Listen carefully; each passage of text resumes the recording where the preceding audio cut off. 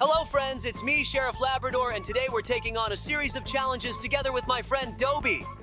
Hey everyone! Yeah, just like Labrador said, we're playing a challenge map in Roblox. The mode is called Escape from the Dungeon. Our first challenge is parkour on barrels over a huge lava pit. Dobie, are you ready? Yes, Labrador, I'm ready. Phew, we made it through this challenge. Now we move on to the next one. We have to jump across wooden planks, but the most important thing is not to fall. Dobie, how do you like this mode? I really enjoy it. The harder the challenges, the more I start loving this game. I agree, Labrador. This map is amazing. Very well designed and detailed. Let's move on to the next challenge. We have to run under giant spikes in time. If we don't make it, we lose. Labrador, this is terrifying. One wrong step and it's game over. Don't worry, Dobie. We'll get through it for sure. We did it, Labrador, but we can't relax. There are even harder challenges ahead. Now we're climbing up a ladder and entering a strange room filled with chests. We need to open them all and find the key to the door. Oh, Labrador! We have to find the key to escape from this scary room.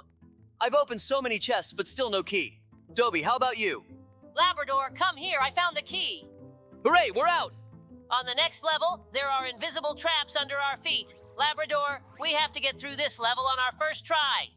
We're slowly making our way through, carefully jumping over the invisible traps. Yes, we cleared this level on the first try. Teamwork makes anything possible. Now we have to climb down giant wooden beams, but we can't fall. There's poisonous water below, and if we fall, we lose. I agree, Labrador. We can't afford to lose now. Dobie, we're so close to beating this level. Yes, Labrador. We're almost there, and we did it. We're moving on to the next challenge. Let's grab the checkpoint. Up next is parkour on rocks, but if we fall, we'll get crushed and lose. Oh no, Dobie, we fell. Is this the end? Don't worry, Labrador. That's why we took the checkpoint. We have another chance. Yes, we did it, and we're moving forward. We finished the parkour, and a boulder pushed us straight into the next challenge.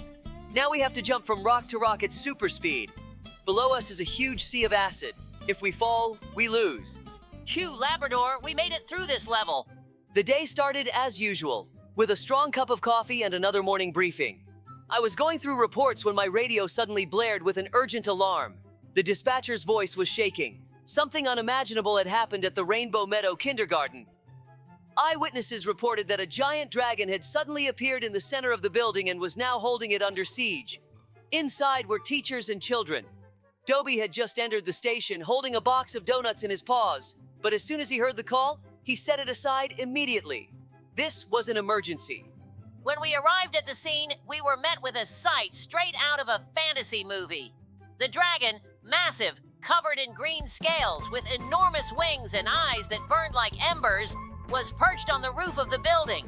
Its tail slowly moved, breaking apart the wooden fence of the playground, while its clawed paws gripped the chimney. Panic-stricken adults ran in all directions. Fire had already spread to the top floor, and we knew there was no time to waste. The first thing we needed to do was find out if there were any injured people inside.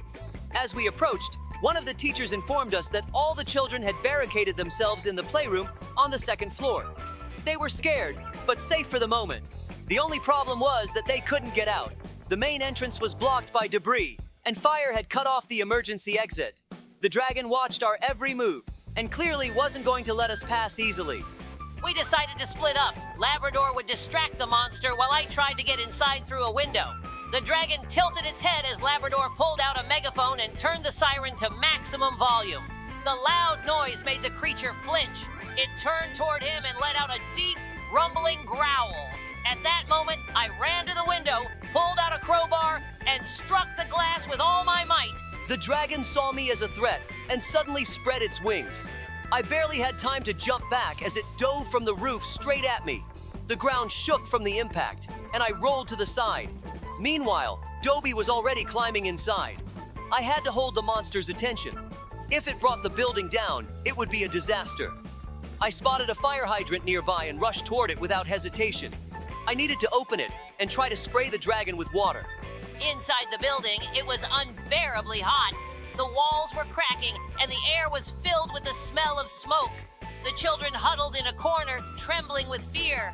I promised them I'd get them out and told them to hold hands. We started making our way to the exit, but suddenly there was a loud creak. The ceiling beam collapsed, blocking our path. We needed to find another way out. I struck the hydrant several times with my baton, and a powerful stream of water burst out.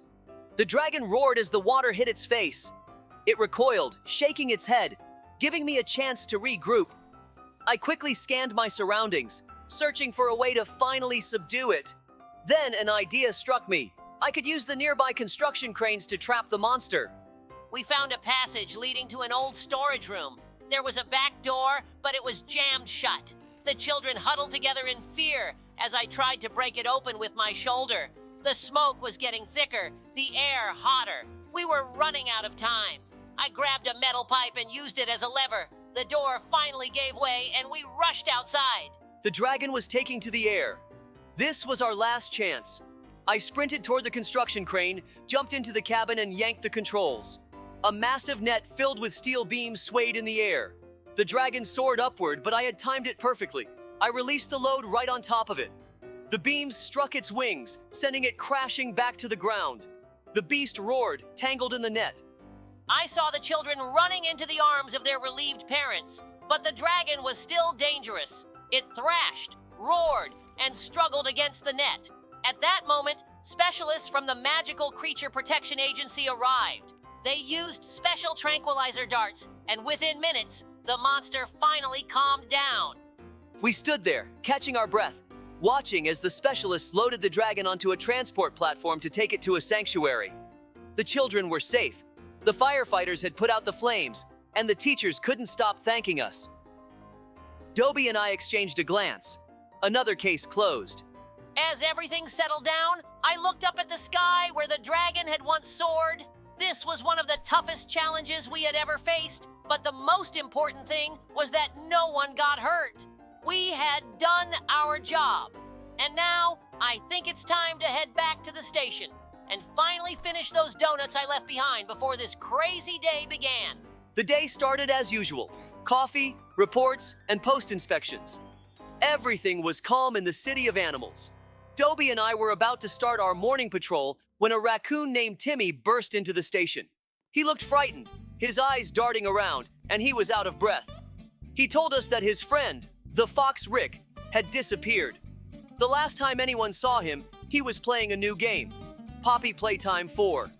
Timmy swore he had seen Rick literally vanish into the screen. At first, we thought it was a joke or just childish fears, but then Timmy showed us his tablet. The game's loading screen was still glowing, and there, in the reflection of a store window inside the factory, was a silhouette. It looked just like Rick. I exchanged glances with Dobie. This all seemed impossible, but we couldn't ignore it. If the game was somehow pulling players inside, we needed to figure out why. We sat down in front of the screen. The title flickered, and then the words appeared. "Welcome to the Playtime Toy Factory. Enter your names to join." I typed in my name. Dobie did the same. The moment we pressed enter, the screen flashed, and darkness swallowed us. When I opened my eyes, dim lighting surrounded us. We stood in a long corridor.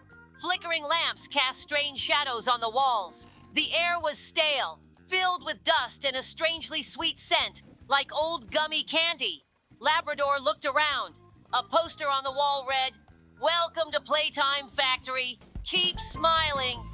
Below it stood a broken toy, a giant plush bear with an eerily wide grin. In the distance, we heard children's laughter. It was quiet, but it sent chills down my spine. We moved forward. The factory looked abandoned. Scattered toy parts lay on the floor, and the silence was only interrupted by the occasional creak of metal. Then we heard whispering. The day started peacefully. Dobie and I were sipping our morning coffee at the station, getting ready for our usual patrol. The streets were quiet. The citizens were going about their daily routines, and nothing seemed out of the ordinary. But everything changed when the phone rang. On the other end, we heard the trembling voice of a kindergarten teacher from Happy Tales Daycare. She was gasping in terror, almost screaming. "The daycare has been taken over." A giant dinosaur broke through the entrance, roaring and not letting the children out. Then, the call was abruptly cut off. Dobie and I exchanged glances. No questions asked. We jumped into our patrol car and sped off toward the daycare at full speed. Guys, save me and Dobby! We climbed up this tall skyscraper and the lava is rising higher and higher. How can we win this? Why is the lava rising so fast? We needed to climb right to the roof of this skyscraper. Oh well, we'll have to start from the beginning. After the failure at the skyscraper, we find ourselves on the Grandma's Cottage map. We greet our subscribers and suddenly the lava starts flooding the entire house. We quickly climb to the upper floor and take shelter there. The lava is flooding everything around us, but we're holding on. Our subscribers have chosen a great challenge. It's always nice to feel safe at Grandma's, even if there's hot lava underfoot. In this situation, the key is not to forget about cleverness. We laugh, remembering Grandma's pies, which could now save us from the lava. The upper floor of the house turns out to be a great shelter, and we continue interacting with our subscribers, sharing our impressions. It's almost like a picnic, but with lava all around. The next map is simply amazing.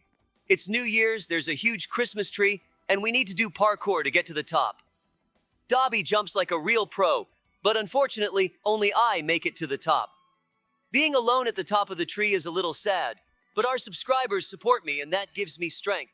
Labrador is showing excellent skills in parkour, and I continue joking with the subscribers below. The tree is incredibly beautiful, and the New Year's atmosphere adds a festive feeling even in such a tense situation. We laugh, joke about the presents under the tree, and wonder if the lava might also want a present. Yes, and this is no longer just a game, but a real fight for survival. The lava is literally right on our heels. All you need to do is find a secure spot on the tree. The branches are so fragile, and every wrong step could be your last. But standing on one of its levels, you feel like a true winner. The ability to adapt is the key to survival.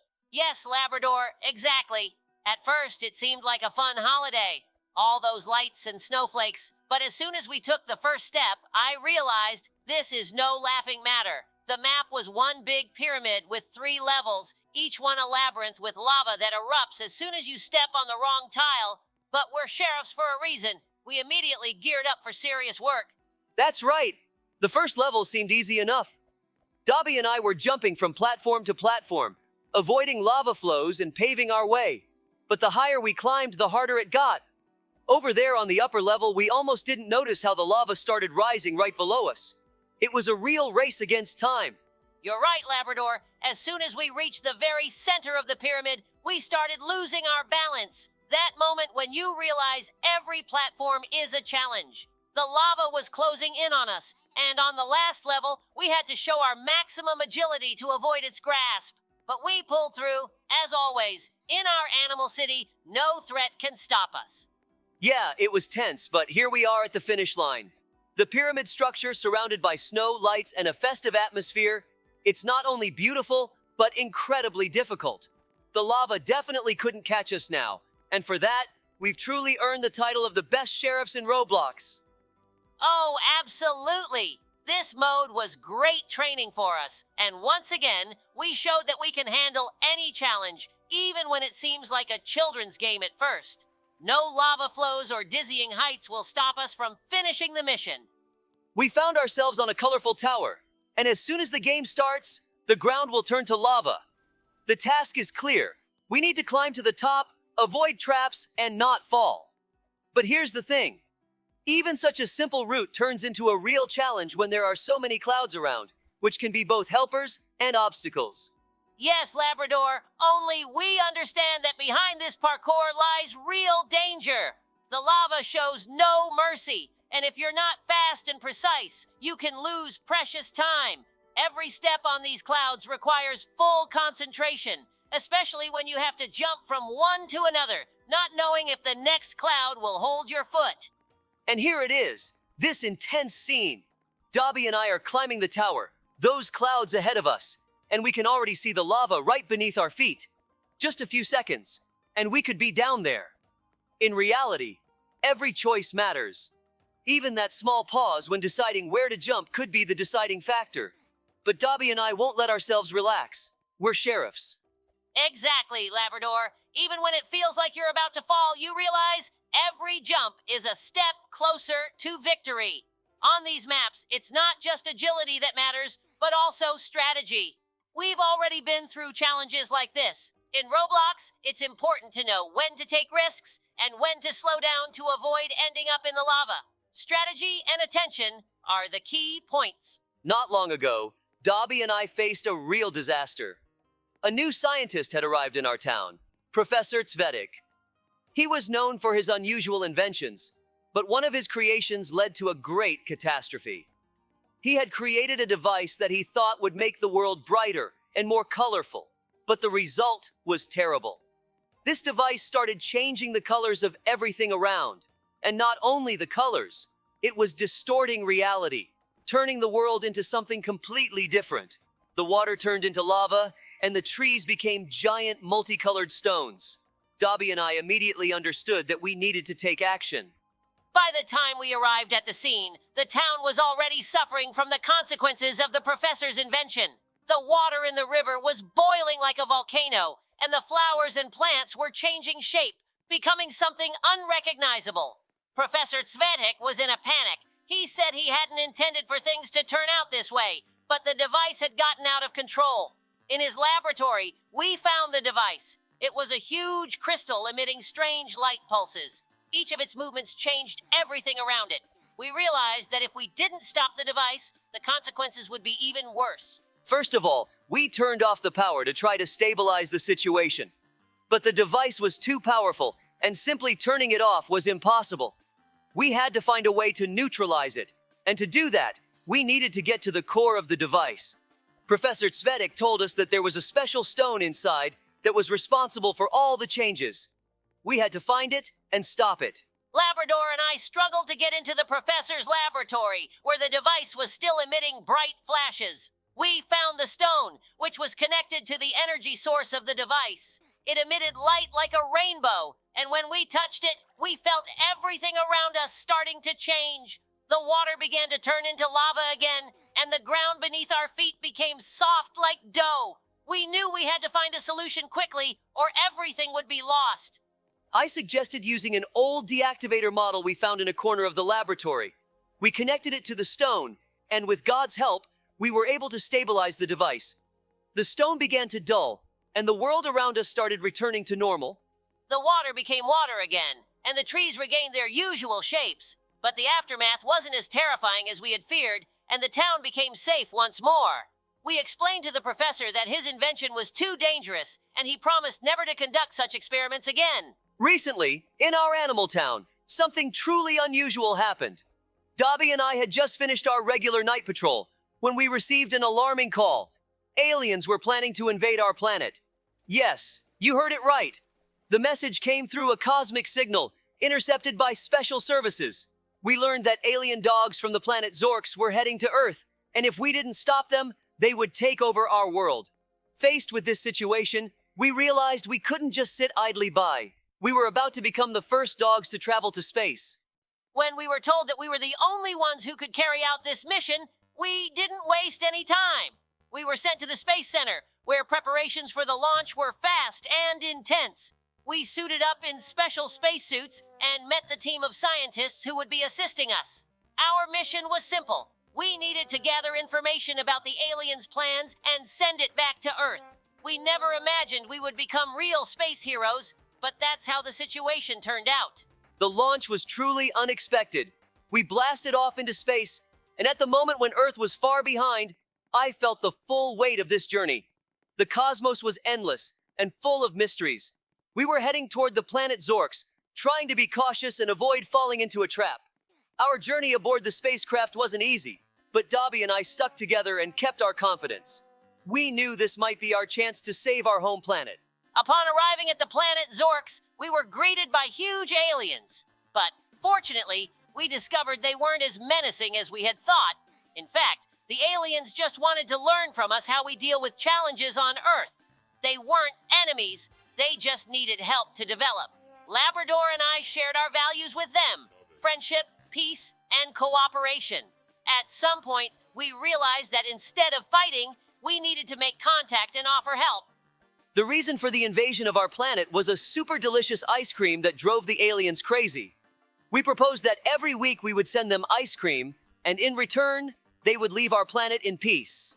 This experience taught us that in any situation, it's important to act with respect and look for peaceful solutions. Labrador and I will continue to protect our town, but now we know that even in space, we can find allies. Thank you all for watching. Let us know what you'd like to see next on our channel. See you soon. Hello, friends. Today, Dobie and I have a new mission. We entered the game Roblox and found ourselves in a school. But this is no ordinary school. It has been taken over by an evil gym teacher.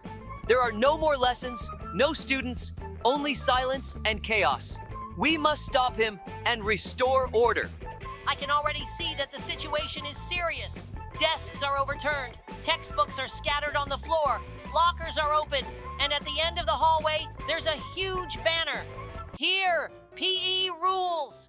Labrador, it looks like this teacher has turned the school into his personal gym. We need to act fast before things get worse. We move forward, but the school seems to come alive. The doors behind us slam shut, and now there's no way out. The only path is forward. I can feel that the teacher is nearby. He's definitely watching us. We need to be ready for any traps. The hallways look strange. Some walls are crooked, staircases lead to nowhere, and the old school clocks are frozen at the same time. Something is definitely wrong. We carefully make our way forward, staying alert. Soon we'll have to face his challenges, but we won't back down. We enter the first classroom. Everything is upside down. The board is broken, desks are piled up, and even the posters on the walls warn, "Run faster, or you'll stay here forever." This is clearly not just a school, but we are sheriffs, and our job is to save this world. Getting through this class wasn't easy, but we managed. Beyond it, we found a long hallway leading to the gym. I can already hear the sound of heavy footsteps. The gym teacher is nearby. He doesn't want us to reach him, which means we're on the right track. The walls are covered with certificates of athletic achievements, but they are scribbled with strange words. The weak do not survive. PE is power. This teacher has gone too far. We need to stop him before the school turns into a nightmare from which no one can escape. We approach the gym doors. They are massive, made of iron, with the words, "Only the strongest may enter." Behind them awaits the main villain of this school, the teacher himself. It's time for the final showdown. The doors burst open with a loud crash, and we find ourselves in a massive gym. Old benches line the walls. Rules of training are scribbled everywhere. And in the center stands him. Huge, wearing a tracksuit with a menacing glare. He crosses his arms and smirks at us. This teacher looks intimidating, but we won't be scared so easily. He clearly wants to test our strength. He's strong and fast, but we're no amateurs either. The key is to stick together, stay calm, and find his weaknesses. The battle begins. The gym teacher moves fast, but we dodge his attacks. Every step we take brings us closer to victory. He tries to corner us, but we find a way out and keep fighting. The fight is intense. The teacher throws sports equipment at us, but we skillfully avoid all obstacles. He's not as confident as he was at the start. His energy is draining, but we don't give up. Just a little more, and the school will be free. And now the final push. The teacher is defeated. He admits his loss and vanishes. The school is under our control again, and now students can return. We did it, Dobie. Yes, Labrador, this mission wasn't easy, but we did it! Evil has been defeated, the school is saved, and order has been restored. We proved that no one can take over the school as long as the sheriffs are on duty. Great job! Today, I'm going to tell you a story that started as a routine call but turned into a true test for me and Officer Dobie. It was a day we would never forget. It all began with a distressing call from worried parents. They said their children were staying late at school, and those who did leave looked completely exhausted. We immediately set off to investigate. The school looked strange. The windows were covered with curtains, the yard was empty, and the doors were locked. It seemed like no one was inside, but as soon as we tried to open the door, a loud, commanding voice echoed from the school's intercom. I recognized that voice instantly. It was Coach Bully, the local gym teacher. He had always been strict, but no one expected him to go this far. His voice echoed through the halls. He declared that the school now belonged to him and that all students had to undergo a real training course. Those who failed the trials would stay in the school forever. He challenged us to prove our strength as well. Labrador and I exchanged glances. Backing down was not in our nature.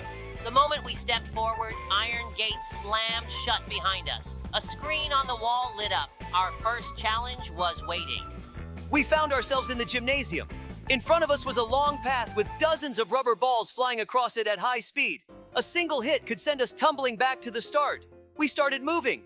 I ducked as a ball whizzed past just inches from my head. Dobie dodged skillfully, but one ball clipped his side. He stumbled but quickly recovered. We realized that running straight through was a bad idea. We needed to use the equipment as cover. I signaled to Dobie, and we began moving in short bursts, using every column and bench for protection. The balls kept coming, but we were faster. At the last moment, we leapt behind a wall that led to the next room. The moment we crossed the line, the ball stopped. The first trial was over, but there was no time to celebrate. Ahead of us, the schoolyard doors opened, revealing our next challenge. On the school's running track, we faced our next test. Hanging from the ceiling were heavy weights, tied to ropes. The rule was simple. If you stopped or slowed down, the weights would drop on you. Coach Bully announced that we had exactly 5 minutes to complete 3 laps. We took off running. The first few meters were easy, but then the weights started swinging, creating new obstacles. We sped up, trying to predict their movements. I felt one of the weights pass just inches from my back. Labrador barely dodged another. The final lap was the hardest. The weights were falling twice as fast, and we were running on sheer determination. Just as I was about to get caught, Labrador lunged forward and grabbed me by the scruff, pulling me out of danger.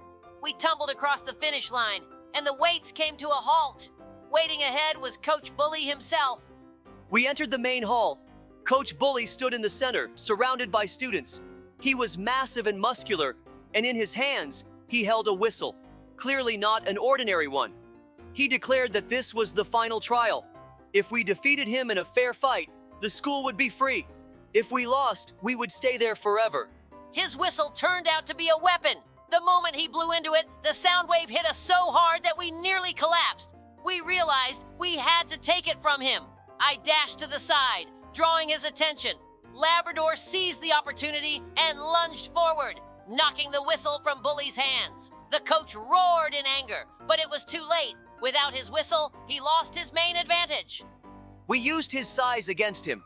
As he charged at us, I positioned a gym mat under him, making him lose his balance. Dobie swept his legs out from under him, and Bully crashed to the floor. The students, seeing their greatest fear defeated, stood up to him.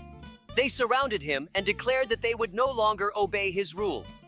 When it was over, the school doors opened and the children ran to freedom. We announced that the school was once again under the protection of the law. Coach Bully was sent for rehabilitation. From now on, PE class would be a place of fun, not fear. That day taught us a valuable lesson. Victory isn't just about strength, it's about strategy, courage, and teamwork. We saved the school, and now we know, together, no villain stands a chance against us. That day, the world changed. Strange signals began to come from space. At first, we thought it was just static, but soon it became clear. It was a call from aliens. The sky was filled with lights, and we realized we had to act. Dobie and I immediately decided to get to the bottom of this. Exactly, Labrador. As the signals became more frequent, we began to prepare. The aliens didn't just arrive. They were clearly planning something. We understood that we needed to be ready for anything. At first, they just observed, but soon they began to intensify their actions.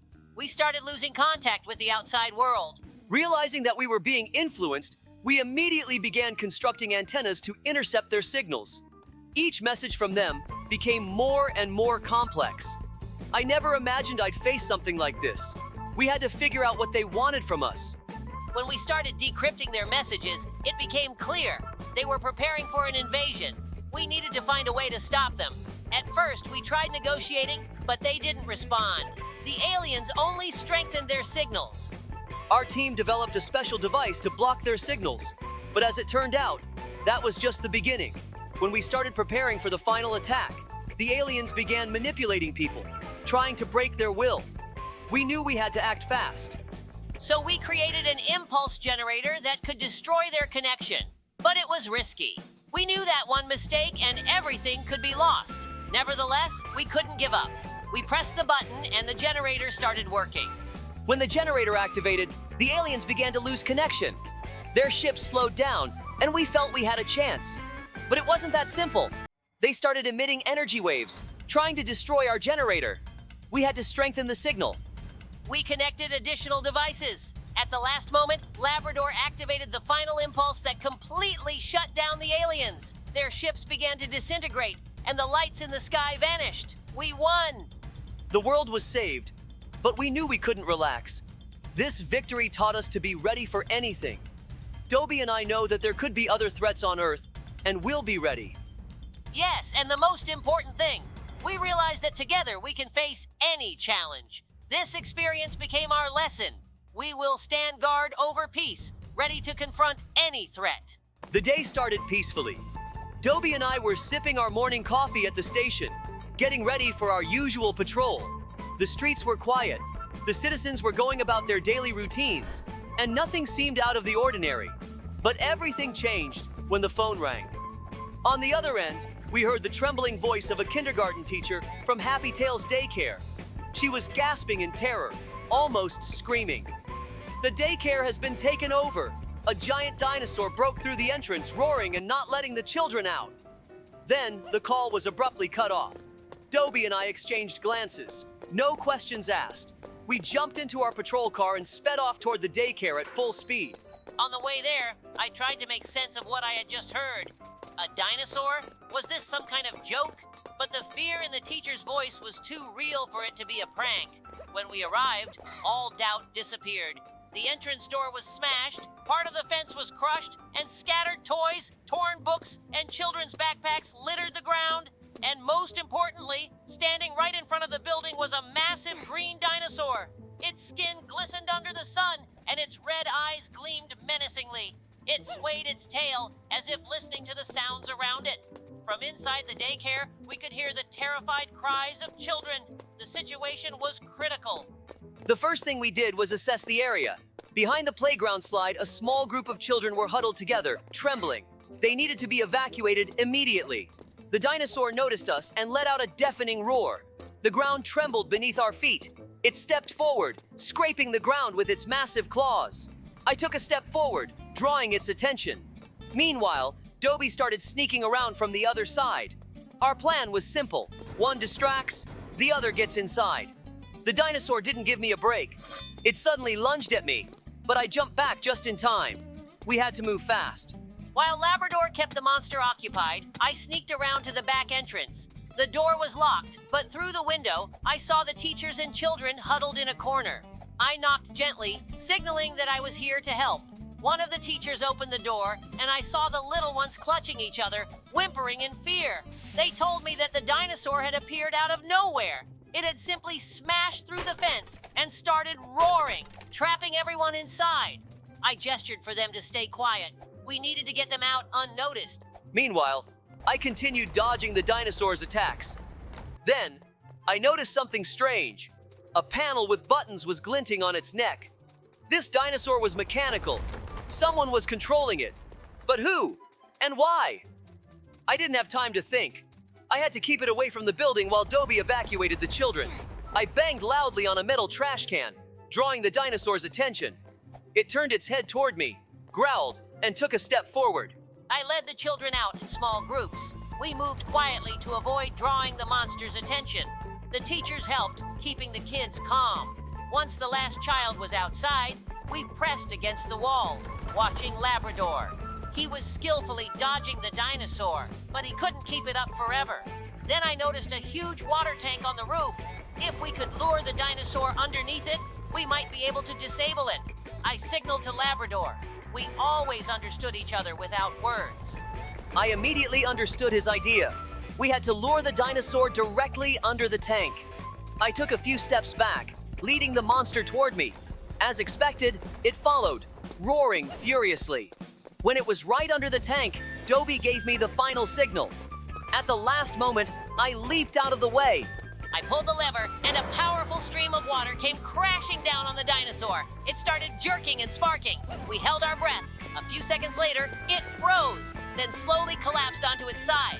Silence. Everyone stared at the lifeless monster. The children started clapping. The teachers sighed in relief. We did it! As we stepped closer, I noticed a strange emblem on the dinosaur's body. It was the logo of an old laboratory that had been shut down years ago. So someone was still working on its projects. The real question was, why build a mechanical dinosaur? And why attack a daycare? We had saved the children, but we knew this was just the beginning. A new mystery had just begun, and I knew we would solve it. This day was full of surprises. We defeated a mechanical dinosaur, saved the children, but there were too many unanswered questions. Who built this monster? Why target a daycare? And would there be another attack? But for now, our job was done. The teachers and children were safe, and Labrador and I knew if our city was ever threatened again, we would be ready. The day started as usual. Coffee, reports, and post-inspections. Everything was calm in the city of animals. Dobie and I were about to start our morning patrol when a raccoon named Timmy burst into the station. He looked frightened, his eyes darting around, and he was out of breath. He told us that his friend, the fox Rick, had disappeared. The last time anyone saw him, he was playing a new game, Poppy Playtime 4. Timmy swore he had seen Rick literally vanish into the screen. At first, we thought it was a joke or just childish fears, but then Timmy showed us his tablet. The game's loading screen was still glowing, and there, in the reflection of a store window inside the factory, was a silhouette. It looked just like Rick. I exchanged glances with Dobie. This all seemed impossible, but we couldn't ignore it. If the game was somehow pulling players inside, we needed to figure out why. We sat down in front of the screen. The title flickered, and then the words appeared. Welcome to the Playtime Toy Factory. Enter your names to join. I typed in my name. Dobie did the same. The moment we pressed enter, the screen flashed, and darkness swallowed us. When I opened my eyes, dim lighting surrounded us. We stood in a long corridor. Flickering lamps cast strange shadows on the walls. The air was stale, filled with dust and a strangely sweet scent, like old gummy candy. Labrador looked around. A poster on the wall read, "Welcome to Playtime Factory. Keep smiling." Below it stood a broken toy, a giant plush bear with an eerily wide grin. In the distance, we heard children's laughter. It was quiet, but it sent chills down my spine. We moved forward. The factory looked abandoned. Scattered toy parts lay on the floor, and the silence was only interrupted by the occasional creak of metal. Then we heard whispering. Someone was there. I raised my paw, signaling Dobie to stay quiet. We carefully peeked around the corner. In the darkness, trembling, was Rick the fox. His fur was ruffled, and his wide eyes darted nervously. He said he didn't know how he got here. One moment he was just playing the game, and the next he was trapped inside. Since then, he had been hiding because they were coming for him. I wanted to ask who they were, but before I could, a loud crash echoed through the hall. Dust rained from above. We turned sharply. At the end of the corridor, something moved in the shadows. A tall figure with long arms and glowing eyes stood motionless, watching us. It could attack at any moment. I grabbed Rick's paw and pulled him with me. We had to run. We sprinted forward, jumping over debris and broken crates. Heavy footsteps thundered behind us. The creature was chasing us. We darted into a security room and slammed the door shut behind us. Inside, dozens of monitors displayed different parts of the factory. On one of them, I saw the figure wandering the halls. It tilted its head as if sniffing the air. Rick told us this wasn't the only monster. The factory belonged to a strange entity that played with its visitors like they were toys. The only way out was to reach the main terminal and shut down the system. We navigated through the toy assembly line where mechanical arms tried to grab our tails. Then we crossed a storage room filled with eerie stuffed animals that seemed to shift positions when we weren't looking. Finally, we reached the terminal, but there was a problem. A keypad locked the system. Rick remembered seeing a code somewhere, but he couldn't recall where. Then the lights began to flicker. A scraping sound echoed behind us. We turned and saw it. A towering figure resembling a toy clown stepped out of the shadows. Its head tilted from side to side, and a wide, unsettling grin was frozen on its face. I told Dobie to find the code while I stepped forward, trying to distract the monster. I frantically searched, tossing papers and boxes aside. The monster lunged at Labrador, its long arms reaching out. Then I saw it. numbers scrawled on the wall. The first 4 digits are 1987. I ran to the terminal. The creature roared and charged. I barely managed to dodge. Dobie typed the code. First digit, second, third. The monster was almost upon us. On the way there, I tried to make sense of what I had just heard. A dinosaur? Was this some kind of joke? But the fear in the teacher's voice was too real for it to be a prank. When we arrived, The day started peacefully. Dobie and I were sipping our morning coffee at the station, getting ready for our usual patrol. The streets were quiet. The citizens were going about their daily routines, and nothing seemed out of the ordinary. But everything changed when the phone rang. On the other end, we heard the trembling voice of a kindergarten teacher from Happy Tales Daycare. She was gasping in terror, almost screaming. The daycare has been taken over. A giant dinosaur broke through the entrance, roaring and not letting the children out. Then, the call was abruptly cut off. Dobie and I exchanged glances. No questions asked.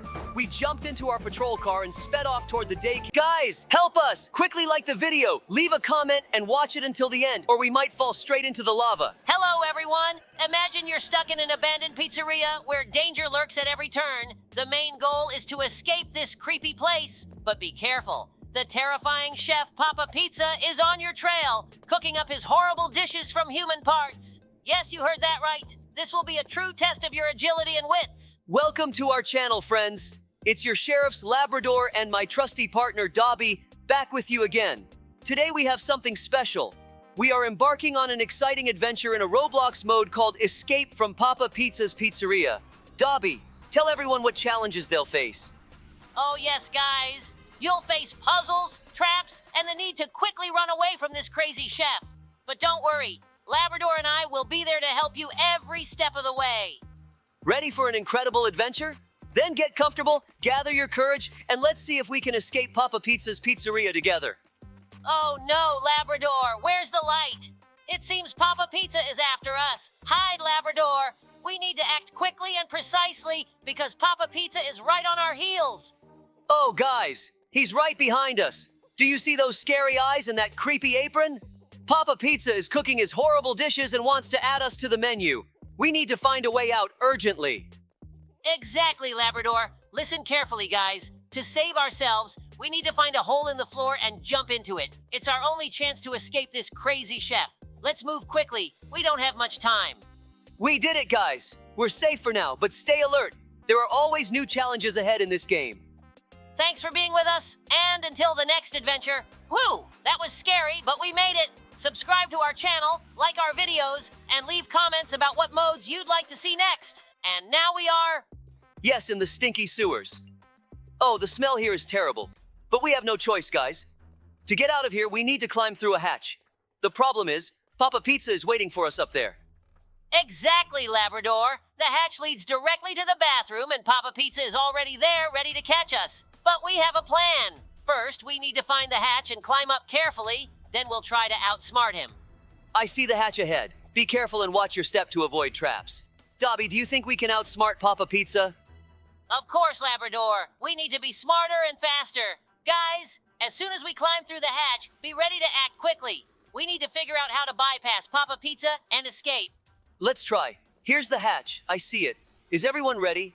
Climb carefully and quietly. Just like that. We're almost there. Oh no, he's here! Run, guys, faster! We need to find a way out of this bathroom and avoid Papa Pizza. Labrador, where to next? We got through that scary web. But how did Papa Pizza turn into Papa Spider? Oh no, we stepped on a spike. We'll have to start over. Now we're navigating through a spiked trap. We have to be very careful not to get caught in them. Yes, Dobie, this is definitely not a place you want to get stuck. Watch your step, guys, and stay away from those menacing spikes. We can handle this together. Stay close. After this trap, another challenge awaits us. We'll have to do parkour over old pipes that could collapse at any moment. Be careful, guys, and help each other out. Once this was an excellent establishment where all the animals of the city came for the best pizza. But something happened, and now Papa Pizza has closed his pizzeria and become incredibly evil. They say his secret recipe was stolen, and since then, he lost all interest in cooking. We're here to find out what happened and try to escape this creepy place. Yes, Labrador, you're right. This place is filled with an atmosphere of eerie abandonment. Papa Pizza was famous for his recipes, but after the theft, he completely changed. Now the pizzeria is not a place of joy, but a labyrinth full of dangers. We must be careful. We just passed by the kitchen, and there was a huge pile of dough, as if Papa Pizza was trying to recreate his recipes, but failed. He couldn't make that magical pizza anymore. We've seen how the pizzas turned into real traps. Remember that giant pizza that fell from the ceiling right in front of us? That's definitely not the pizza we're used to seeing. Papa Pizza has set up many traps here to make sure no one can escape. At one point, it seemed to me that he was wandering these corridors himself, guarding his lost empire. Yes, this pizzeria has turned into a real nightmare. We went through the kitchen, and there were pizzas with teeth. Something incredible. And those pizza boxes that open and try to grab you certainly don't add any confidence. Papa Pizza clearly doesn't want anyone to get out of here alive. His malice has soaked every corner of this place. Now we've reached the main hall and everything is turned upside down. Broken tables and chairs, scattered ingredients. Everything indicates that a real chaos happened here. Papa Pizza, losing his secret recipe, transformed from a kind chef into a real monster. We have only one option left. Find a way out of this madness and try to restore the pizzeria's former glory. I agree, Labrador. We've overcome many challenges, but the most important one is ahead. Papa Pizza may be evil, but we've proven time and again that we can handle any difficulties. Let's keep moving to escape this place and perhaps help Papa Pizza find his former self. Friends, I want to share a very secret story with you. It all started when we received several strange reports from the residents. They claimed they had seen a living pizza that moved on its own and seemed to have its own plans. At first, we thought it was a joke, but when the number of reports increased, it became clear that something unusual was going on. Dobie and I decided to check out these reports and went to the location where the most calls were coming from. When we arrived at the scene, we were greeted by frightened residents pointing to Papa Pizza's pizzeria. It looked normal, but something was off. We cautiously entered and immediately noticed unusual tomato sauce marks on the floor. We followed these marks and ended up in a storeroom where we were in for a real surprise. There was a huge living pizza moving around and making strange noises. We realized it wasn't just alive, but also aggressive. It turned out that this living pizza was the result of an experiment gone wrong by Papa Pizza.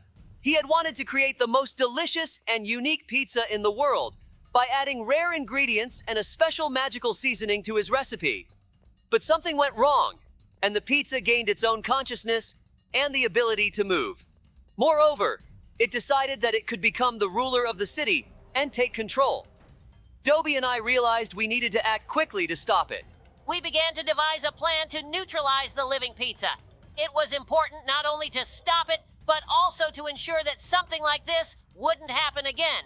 We remembered that the magical seasoning could be neutralized by adding certain ingredients to the pizza. In search of these ingredients, we turned to our friends in the city, and soon we had everything we needed. The hardest part was getting close to the pizza to add the ingredients, but our teamwork and determination helped us succeed. After several attempts, we managed to neutralize the living pizza. It lost its movement and became just an ordinary pizza. We returned it to Papa Pizza and explained what had happened. He was shocked and promised not to use magical ingredients again. The city regained its peace, and all the residents were grateful for our rescue.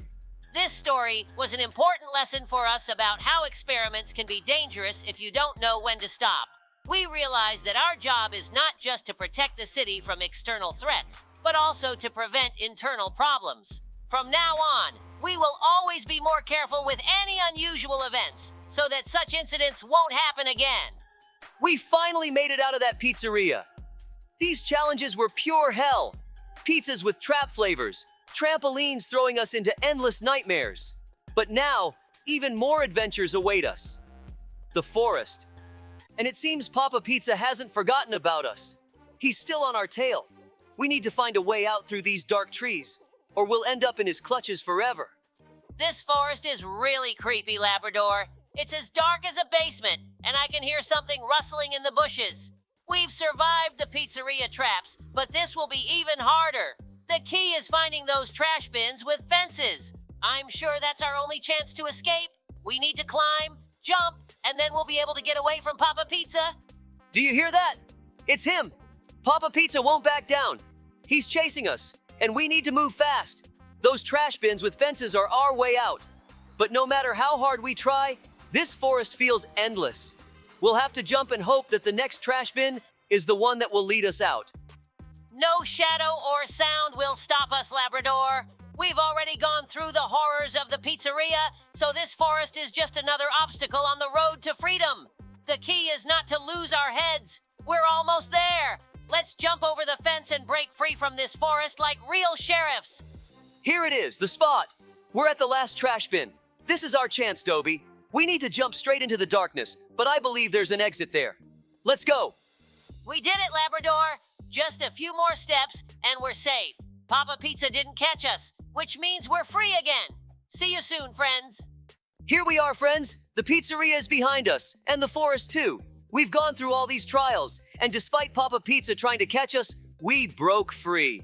I hope you enjoyed our adventure and didn't forget about us while we were running away from that giant pizza.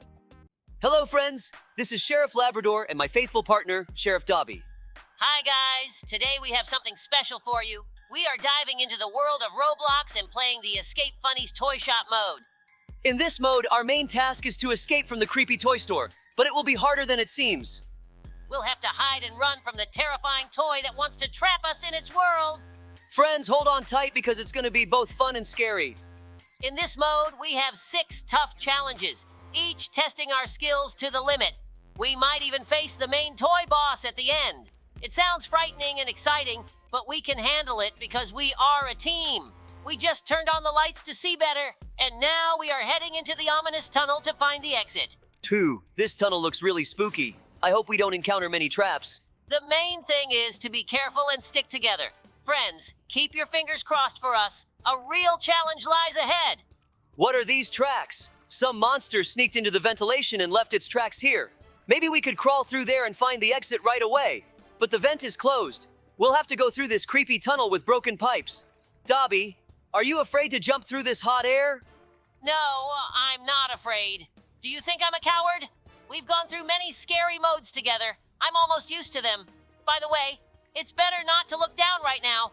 Wait, do you hear that? Or is it just me? I don't hear anything. We've encountered a real challenge. A scary maze, guys. This maze is not only complicated, but also full of dangers. A huge, terrifying toy will chase us if we don't find the exit in time. It will turn us into its toys. This challenge will require our maximum mental and physical strength. The maze is huge, and we must be very careful to find the exit as quickly as possible. But don't worry, Labrador and I will guide you. And remember, friends, this is just the first challenge in this mode. Ahead of us are many difficulties and puzzles. We must be ready for anything and never give up. Hey, Labrador, this parkour is really tough. It seems we are facing the hardest challenges in this mode. Indeed, Dobie, but this is just the beginning. We have a lot more ahead of us. By the way, do you remember what our friends said about the next challenge? Oh, yes. They mentioned something about red and green colors. They said it's one of the most interesting challenges here. We need to be ready for anything.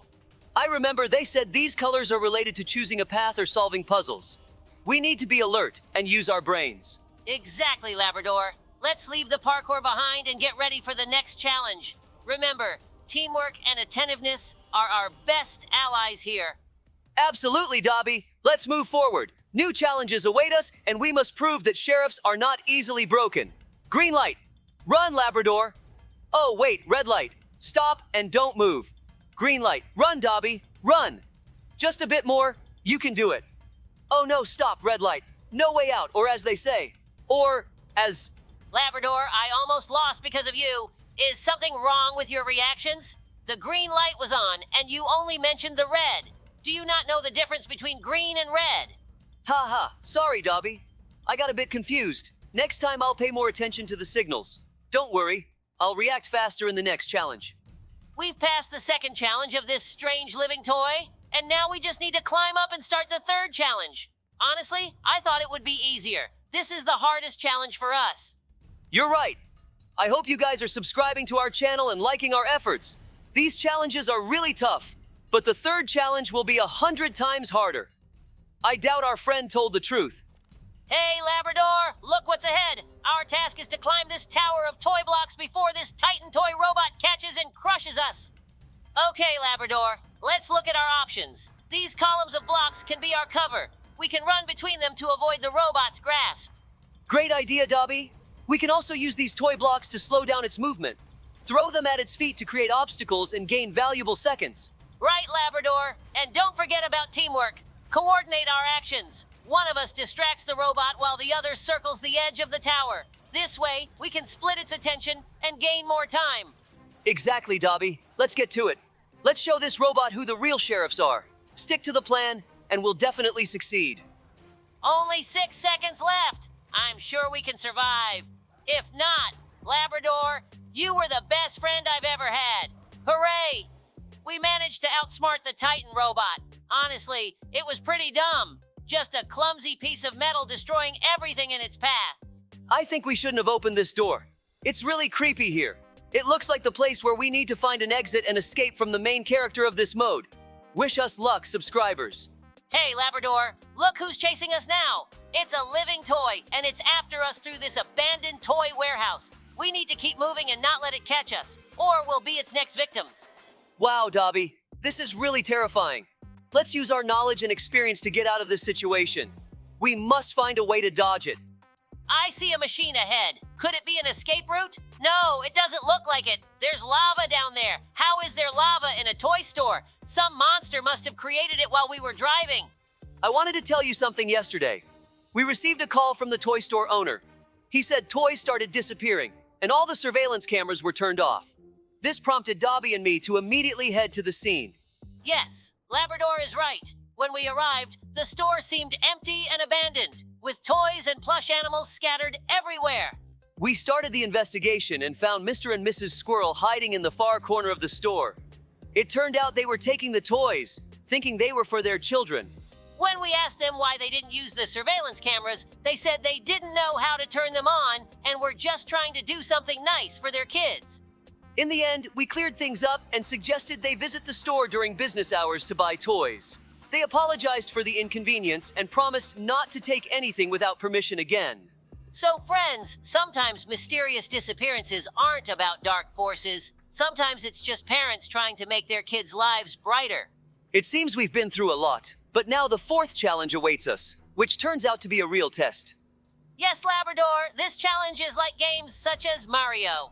We need to run and jump, avoiding traps and collecting everything that can help us stop the giant head of this living toy that is trying to catch and eat us. Now Dobby and I found ourselves in a world reminiscent of classic Mario in 2D. We started on a platform surrounded by green pipes and brick blocks, but the real excitement was ahead. We were being chased by a giant toy head. We had to jump and collect bombs to slow it down. Exactly, Labrador. These platform jumps are quite the challenge. It feels like being a puppy again, trying to reach high shelves. And those bombs are a real treasure. Throw one, and the head slows down, giving us a chance to run further. Great job, Labrador. We're almost at the finish, friends. And who would have thought that simply escaping from a toy head could be so exciting? Here we are in the ventilation system, friends, or almost there. We've already made it halfway, and honestly, I'm a little worried. These pipes look like they haven't been cleaned in ages. And the air here, it's not the freshest. But we can't stop now. We need to keep going to get out of this toy store. Who would have thought that toys could be so dangerous? You're right, Labrador. And these rusty pipes? It smells like an old basement, but it seems like we're no strangers to tough tasks. These old abandoned toys scattered through the sewers are staring at us with their empty eyes. They're definitely not happy to see us, so we need to be careful and stay alert. We made it through that sewer, and I have no idea how we managed to escape. The toys tried to grab us. Oh, Dobby, look, it's game number 5. It kind of reminds me of some game, or maybe it's just me. What do you think, guys? Let us know in the comments. What a challenge. Dobby and I are back in the toy store, and now we have to jump on platforms that are about to start falling. As soon as they turn red, we need to get off, or we're in trouble. Honestly, I'm a bit nervous because these platforms are so slippery that you barely have time to react. Yeah, Labrador, these platforms are a real headache. You barely land on one before it starts glowing red.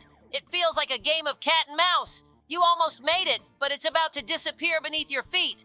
Of course, we're sheriffs, but here we really need to be extra careful. I even joked a few times that if I fall, I'll land on a soft toy.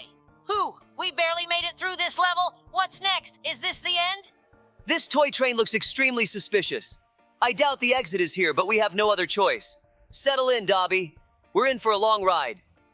Let's go, Sheriff Labrador. I hope we don't encounter any screamers along the way and everything goes smoothly. Oh no, it was a trap. What do we do now? We're falling straight down. We're going to crash, Sheriff Labrador. Are you here? I see the final arena. Yes, I'm here. It looks like this is the final challenge. Oh, wait. It's that same living toy in a robo-suit.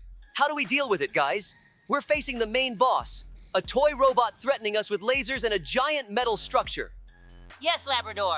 This robot means business. It's firing all its weapons and trying to crush us with its huge feet. But we won't give up. To defeat this boss, we need to aim for its weak spot, the legs. We have rocket launchers, and we need to hit them directly. Let's act quickly and in sync. Labrador, you take the rocket launcher on the right. I'll take the left. Let's focus fire on its legs while we have the chance. Watch how it opens the vents on its legs. Now's our chance to attack. Launch the rockets. Great shot, Labrador. We damaged its leg. Just a bit more and we'll have it. The boss is getting more aggressive. Watch out. Dodge the lasers and keep attacking its legs. Another rocket hit the mark. The leg is starting to smoke. We're almost there. We're on the home stretch. We'll defeat this evil robot. Hooray! We managed to destroy it. They didn't call me Diamond Eye at the Sheriff Academy for nothing. I'm a really good shot. Now we just need to find the way out of here, guys. You're all the best. You helped us defeat this toy robot. I hope we really won and this isn't another trap. This living toy wants to catch us. Watch the video until the end to save us. Oh no! Hello, friends! Today, Dobby and I found ourselves in an exciting new Roblox game called Escape the Epic School, Obby. This school looks simply amazing. Bright walls, beautiful classrooms, and hallways. But as soon as we started moving through the school, we realized that something was wrong. Hello, everyone! Yes, Labrador, you're right. In this school, all the teachers are animated toys. They've gone haywire and have become real threats. The head teacher is a huge head with a police hat and long arms and legs. He looks terrifying, and just seeing him gives you the chills. But that's not the only danger. The school is indeed impressive with its beauty. Every classroom and hallway shows attention to detail. At first glance, it seems like the perfect place for learning. But we quickly understood that behind this beauty lies something sinister. The toy teachers, who were supposed to entertain children, now pose a serious threat. One teacher that stood out was a toy pizza. When we first saw him, he seemed quite funny. But as soon as we got closer, he came to life and started chasing us. We quickly realized he was no joke, but thanks to our experience and teamwork, we managed to escape the danger. All these teachers were once part of the educational process, but something went wrong, and they became the school's guards. We found out they were created to help children learn, but a system failure caused them to act aggressively. This is especially true for the head teacher, a huge head with long limbs. His appearance is truly frightening. As we progress through the school, we notice how everything is meticulously detailed. The chemistry classroom has real laboratories, the gym has exercise equipment and basketball hoops. But none of this is for us. We need to find an exit and avoid these animated teachers. With each passing minute, we become more convinced that this school is not an ordinary place. Everything here is designed to keep us inside. We constantly feel the eyes of these toys on us. They watch our every move, and it makes us uneasy. Despite all these difficulties, we remain optimistic. We know that together we can overcome any obstacles. We've found ourselves in similar situations before and always found a way out. This time, we are not going to give up either. Thank you for being with us, friends. Your support means a lot to us. We will keep you updated on all our adventures and hope that together we can escape from this epic school. Stay with us because there's much more excitement ahead. We are confident that we can overcome all challenges and find a way out of this mysterious school. Don't forget to subscribe and like, and you can leave any comment, and we will respond to it. We have a story about a school. When Dobby and I received an urgent call to the school, I had no idea what awaited us. Usually such calls are related to minor incidents, but not this time. We were informed that the teachers had started acting strangely. They were destroying classrooms, tearing up textbooks, and causing complete chaos. It was unimaginable. Dobby and I immediately realized that this was serious and we needed to act quickly. When we arrived at the scene, the students were already trying to calm their teachers, but it was clear that they had completely lost control. I had never seen anything like it. Imagine a school where instead of the usual learning process, there is complete chaos. Teachers, who were always examples of order and discipline, suddenly became totally unpredictable. They were breaking desks, scattering teaching materials, and seemed to be in some sort of trance. The students, on the other hand, were trying to calm them down, which was surprising. I saw how the older students took on the role of adults, trying to organize and protect the younger ones. Labrador and I immediately started figuring out what could have caused such behavior in the teachers. We quickly discovered that everything started when a new history teacher appeared at the school. It was said that he brought with him some ancient artifacts that he used for his lessons. One of these artifacts was a strange box with intricate patterns that he showed to the class. It was right after this that all the problems began. The teachers who saw this box immediately started acting aggressively. We decided we needed to find this box and understand what it was. But where to look in such chaos? We started our search in the history classroom, but it was a complete mess.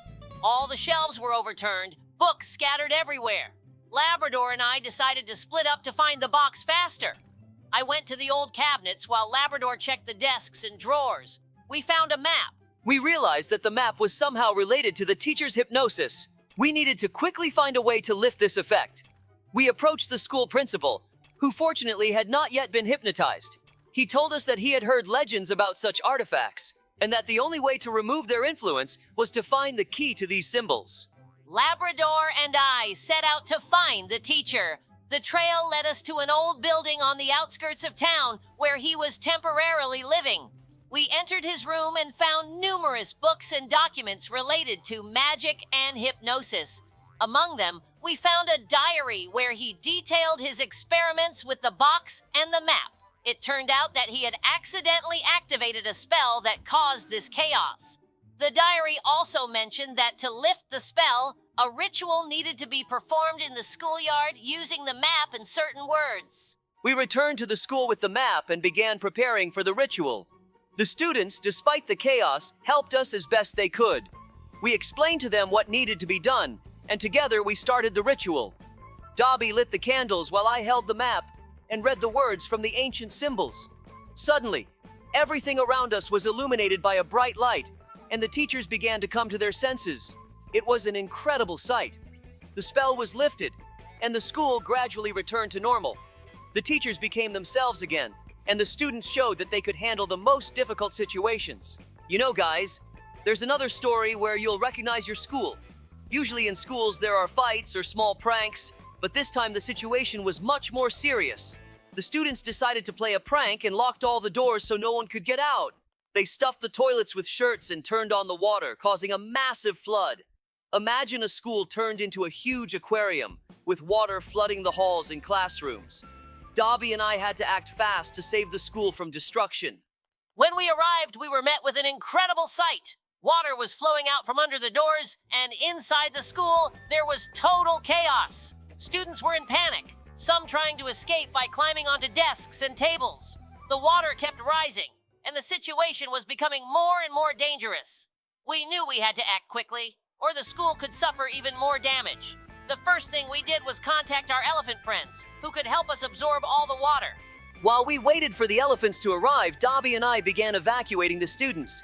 We helped the children get out of the classrooms and directed them to the exits. Some doors were blocked by water, and we had to use our strength to break through the flood.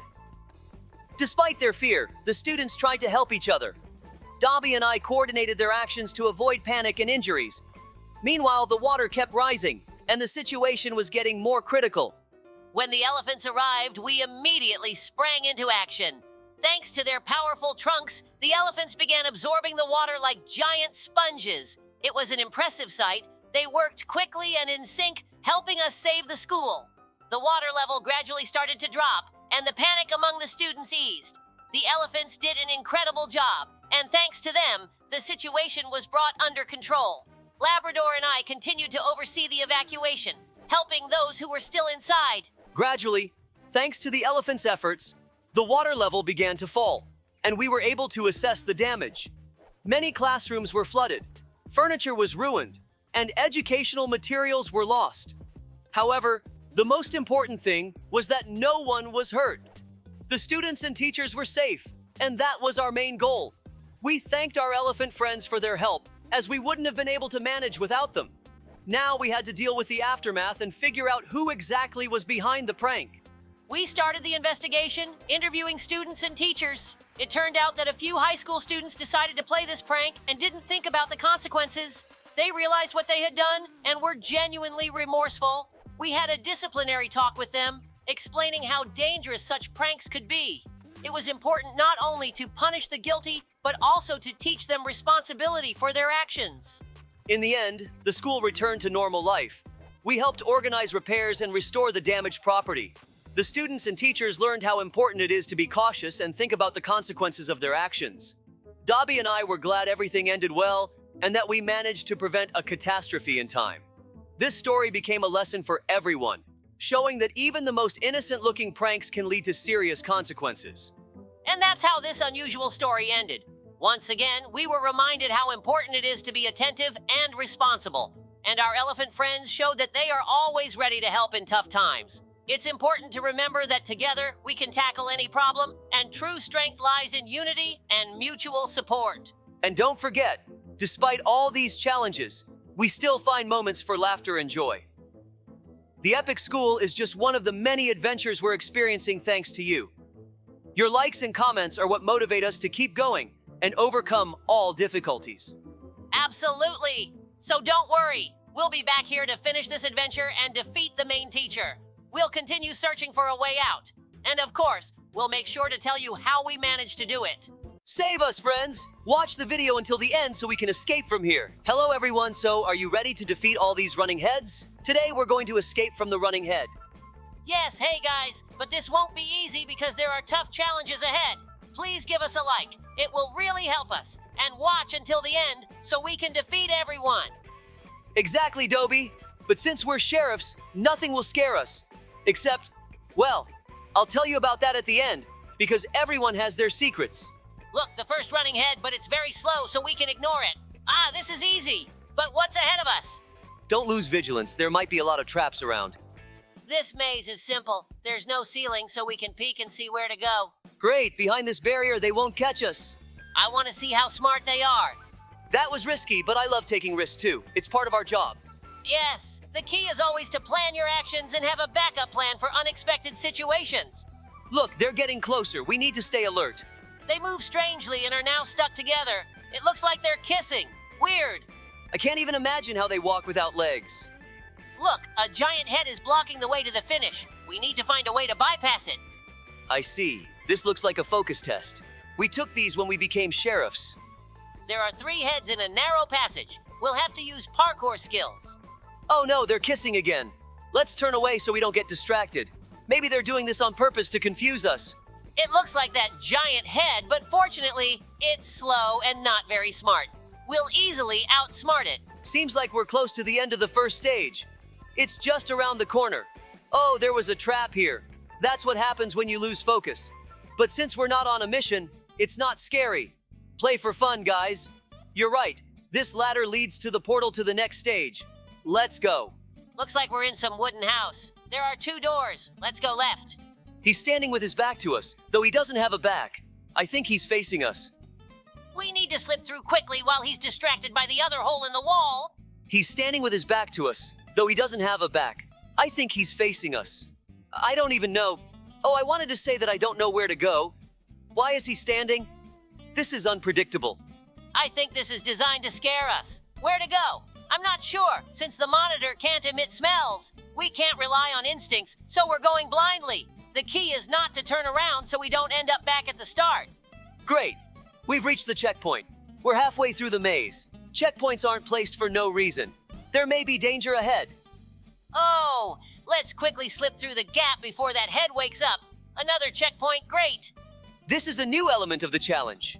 We need to turn at the right time so the head doesn't catch us in its mouth. Oh my God, we got distracted and missed the turn.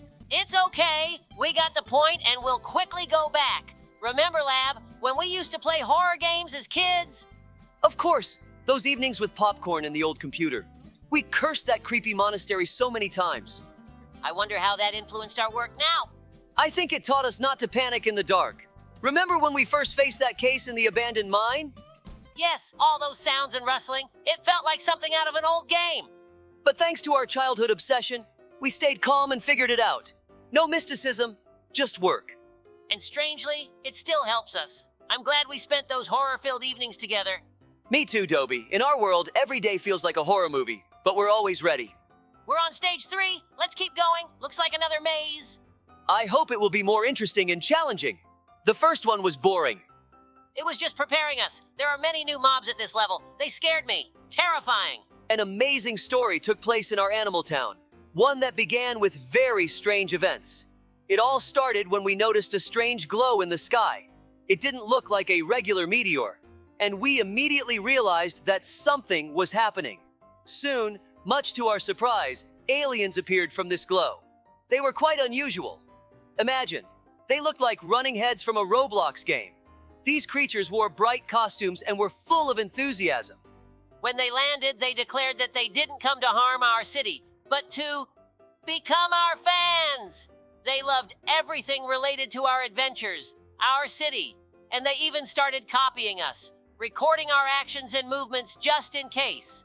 We thought it was just a joke, but when they began setting up fan clubs and running ads about us on their planet, we realized something was wrong.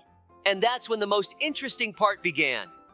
The aliens told us that they weren't just fans, but that they actually wanted to take over our city and turn it into their fan zone. They were ready to build monuments, organize festivals, and take all of us to their planet to make us symbols of their culture. But that wouldn't be very convenient for us, right? We like our city here, and we weren't planning to move to some foreign place that doesn't suit us. And so, when we realized that the aliens were seriously determined, we decided to take action. You can't just stop them because they weren't just huge fans. They were also very powerful beings. We needed to come up with something special. And then Labrador and I came up with a brilliant idea. We decided to create our clones and send them to the alien planet. The clones would essentially be our doubles, entertaining the aliens and showing them that our place on Earth is our home, not their planet. We turned to our best engineers and inventors, and they helped us create unique cloning devices. With this technology, we created several copies of ourselves, identical to us, but of course, without our memories and personal lives. We sent them to the alien planet.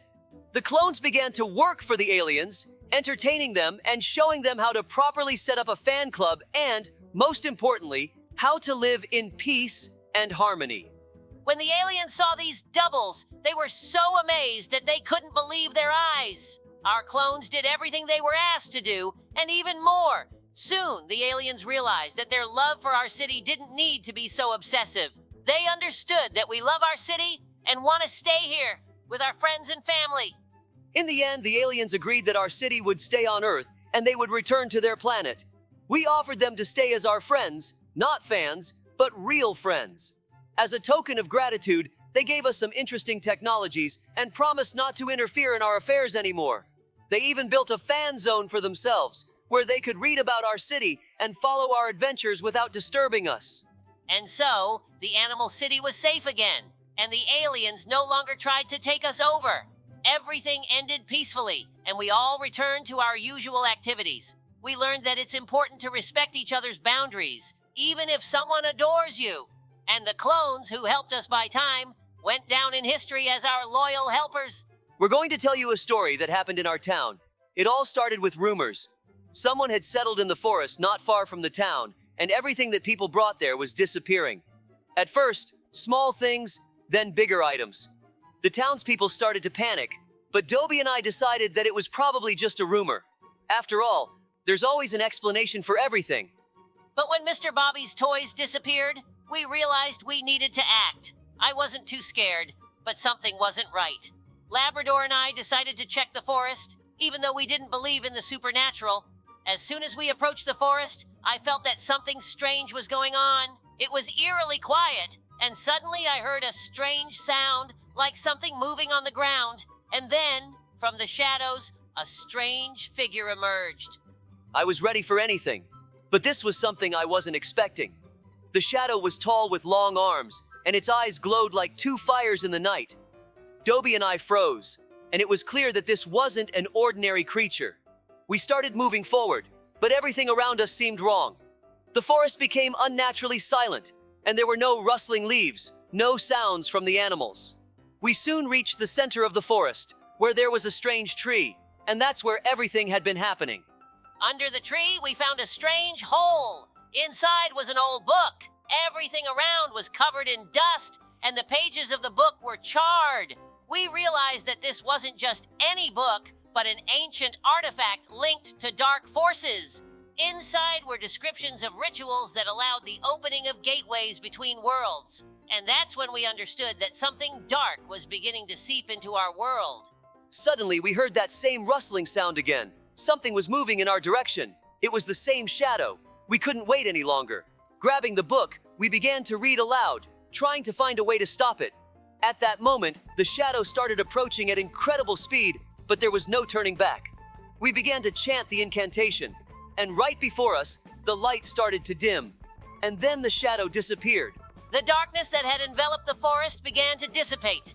When we returned to the townspeople were in shock over what had happened, but we calmed them down. The forest was quiet again, but we knew we had to stay prepared. We don't fully understand what we encountered, but one thing was clear. The danger was real. Well, friends, our battle with that huge running head is over. But that's not all. Soon we'll tackle the next parts. This was a real challenge, and I'm sure we were lucky to find the exit in time. Just look at this massive chaos it left behind. Yes, Labrador, it was a real nightmare. The entire map was full of traps, and we barely managed to escape from it. But in the end, we showed that we're not afraid of such challenges. Even though the head was constantly chasing us, we found the strength and bravely overcame all the obstacles. A baby is chasing me. Like and leave a comment to save me. Hello guys, we're in Roblox, and as you can see, we're in the escape from the big baby mode. I'm here, as always, in the role of the sheriff, ready to take on any challenge. We're in a daycare, but this is not the daycare I remember. Dobie and I have to save it because something terrible is happening right now. A mutant baby has taken over this world, and we need to navigate its traps and challenges to reach the end. Dobie, are you ready? Yes, Labrador, I'm ready. I can see we've gotten ourselves into a serious mess, but no worries. The key is not to panic. This is the moment when every step counts. We need to be cautious and make quick decisions. You're right. This daycare isn't exactly what it should be. Everything's turned upside down. Our goal is to break through all these obstacles, find and defeat the mutant, and restore order to this world. Exactly. First, we need to find a way through these blocked doors. According to the map, there are a few tough sections ahead. We have to be on guard because this mutant is definitely not resting. Look, over there. Behind that toy, something's moving in the shadows. Are you ready, Dobie? All right, Labrador, it's time to act. If we stick together, no challenge will be too big for us. This place, I understand, is going to test us every step of the way. But honestly, I'd rather face an army of mutants than deal with a couple of random parkour obstacles. So, let's go. Let's do this. You're right, Dobie. Let's do this. Let's see what challenges await us. I'm already ready to jump over these obstacles. I hope you're not scared. Scared? You're the one who's scared. I know how to survive in the toughest situations. We've saved this world more than once, and this time will be no different. Just be ready, because I think the toughest challenge awaits us at the end. An army of mutants. But we're not the type to back down. That's exactly what I wanted to hear. All right, let's move forward. We're almost there. I feel like this mutant army isn't just a crowd. They're real monsters. But I think they're not ready for two sheriffs at our level. Dobie, when we get to them, let's act fast and in sync. No panic, Labrador. We're getting ready for the big moment. Our victory. We'll get through all the parkour, overcome any traps, and even if we face an army of babies, we'll handle it. Remember, it all depends on us. So let's go. Let's move forward. Hello, friends. It's me, Sheriff Labrador, and Officer Dobie and I have an unusual story for you. Today, we're going to tell you how mutant babies took over our city. Things escalated quickly, and believe me, it was something strange. Dobie and I had just finished our patrol. The sun was shining, everything was calm. But suddenly we heard strange cries, like something unnatural. It didn't sound like the usual city noises. When we got to the source of the sounds, I thought it was just mischief. Babies, what could they do? But when I saw these little creatures, I realized these were no ordinary kids. Small, with green eyes, they began to gather, and there was something in their gaze that made me uneasy. They looked like they knew exactly what they were doing. And that's when I realized something was wrong. Mutants, even ones this small, were far more dangerous than we thought. They began moving through the streets like an organized group. They quickly took control of one of the districts. I saw one of them approach a streetlight and, believe it or not, turn it on. These kids weren't what we expected. It wasn't just strange, it was terrifying. I thought they were helpless, but these mutants somehow hacked the security systems and began blocking the streets, fast. And they weren't just crawling around, they were actively taking control of the area, as if they knew exactly how to do it. I realized we needed to act immediately. I suggested we split up. I'll take control of the streets and you, Dobie, protect the headquarters. We needed to act in coordination before these mutants took over the whole city. You're right. We needed to block the key points quickly. I went to the headquarters, hoping I could organize a defense. The mutants didn't stop. They moved with such confidence. But when I got there, I realized they were already at the doorstep. It was too late to block the headquarters, so I had to find another way out. I was struggling to break through their ranks, but they had become so strong that it was clear. Brute force alone wouldn't help. These little mutants knew how to control the city. The mutants weren't just taking the streets, they started controlling the electricity, water supply, and systems. They could hack anything. And that's when I realized they weren't just taking over the territory. They could destroy infrastructure like real manipulators. I started working with the team to create barricades. But even with barricades, it wasn't easy. These mutants used their abilities to bypass our traps. They acted too smoothly. Realizing we needed to act even faster, I gathered a group. The mutants were tightening the ring around the city. But no matter how hard we tried, they wouldn't stop. Every time we thought we had them cornered, they'd show up on the other side. And this was just the beginning. Labrador and I knew we had to proceed with maximum caution.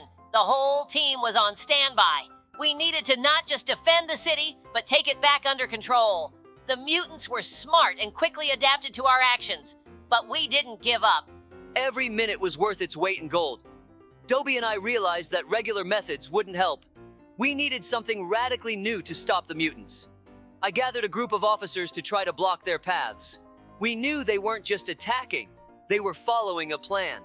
They didn't need much time to figure out how to act. Labrador and I understood that we couldn't just run around the city trying to overpower them. These mutants were too smart for that. We needed to find their weak spot. I suggested trying to use their own abilities against them. If they were so good at controlling technology, maybe we could set traps using the same systems. Dobie was right. We quickly built a few traps using the city's disabled systems. We triggered old alarms and loud sounds to confuse the mutants. But, as it turned out, they were ready for that too. When we started activating the traps, one of the mutants seemed to notice our move right away. He approached the control panel and literally turned off all our devices in a second. We didn't even have time to figure out how it happened. These little guys started playing with us. Their intellect turned out to be far more developed than we thought. They controlled everything, from the old panels to communication systems. We started feeling like we were losing control. But Labrador didn't give up. He suggested going back to the old plan and luring the mutants into the city center. We set up a few fake groups at different points to distract them. I knew it was risky, but we had no choice.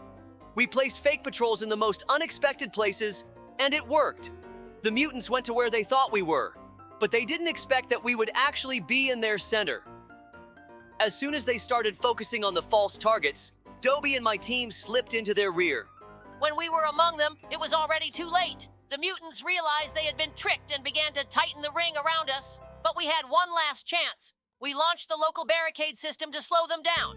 This was the turning point. The mutants started retreating, realizing they couldn't handle such a trap. We caught them in the trap, but they didn't give up. The little mutants tried to break through, using all their abilities. But we didn't let them escape. Time passed, and with every moment, We were getting closer to victory. After a long standoff, we finally gained the upper hand. The mutants began to lose control. Their strength weakened. We managed to restore order to the city, but one thing was clear. We had to be ready for another attack.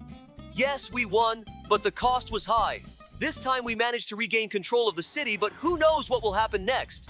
These mutants won't just disappear. Next time, we'll be ready. We've learned an important lesson. Mutant babies are not just toys. They can be more dangerous than we thought. But we will protect our city, no matter what. After we won, the city slowly began to return to normal life. But in our hearts, the fear remained. We couldn't forget just how dangerous those little mutants turned out to be. No matter how hard we tried to relax, the thought that they might return haunted us. These kids weren't just helpless babies. They were something else, something hard to deal with. Exactly, Labrador. We couldn't afford to let our guard down. We started working hard to improve the security systems, including installing new sensors and cameras that would allow us to detect any threat earlier. But even with these measures, we knew this wasn't the end. Deep down, I felt that they could come back. And if they did, they would be even stronger. You're right, Dobie. But right now, we need to focus on preparing for our next encounter with them. And not just with them, but with any other potential threats. We've become stronger after this experience. The city is beginning to recover, but you and I, Officer Dobie, have a lot more work ahead of us. These aren't just local problems. We must be ready for any challenge that comes to our city. I'm with you, Labrador. We're in this together, and that gives me confidence. You know, sometimes it feels like this was just a warning. Maybe there are other forces out there that haven't revealed themselves yet. But one thing I know for sure, if they come back, we'll be ready. We will protect this city from any threats, whether they're mutants, technology, or something much more dangerous. But now, Dobie, let's take a little break from everything that's happened. We've done our job, but always remember, we are the ones standing guard over this city.